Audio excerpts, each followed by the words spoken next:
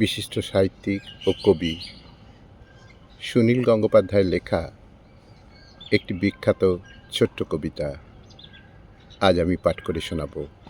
কবিতা সখী আমার। শুরু করছি। সখী আমার তৃষ্ণা বড় বেশি, আমায় ভুল বুঝবে, শরীর ছেনে আশ মেটে না, চক্ষু ছুঁয়ে আশ মেটে না, তোমার বুকে ওষ্ঠ রেখেও বুক জ্বলে যায়, বুক জ্বলে যায়। যেন আমার ফিরে যাবার কথা ছিল, যেন আমার দিঘির পাড়ে বকের সাথে দেখা হলো না। সখী আমার পায়ের তলায় সরষে, আমি বাধ্য হয়ে ভ্রমণকারী, আমায় কেউ দ্বার খোলে না, আমার দিকে চোখ তোলে না।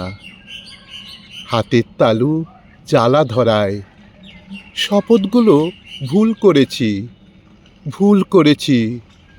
মুহুর্মুহু স্বপ্ন ভাঙে, স্বপ্নে আমার ফিরে যাবার কথা ছিল, স্বপ্নে আমার স্নান হলো না।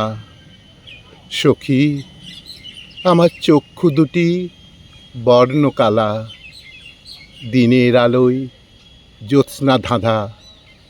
ভালোবাসায় রক্ত দেখি, রক্ত নেশায় ভ্রমর দেখি। সুখের মধ্যে নদীর চড়া শুকনো বালি, হাহা তৃষ্ণা, হাহা তৃষ্ণা। কীর্তি ভেবে ঝড়ের মুষ্টি ধরতে গেলাম, যেন আমার ফিরে যাবার কথা ছিল, যেন আমার স্বরূপ দেখা শেষ হলো না, যেন আমার স্বরূপ দেখা শেষ হলো না।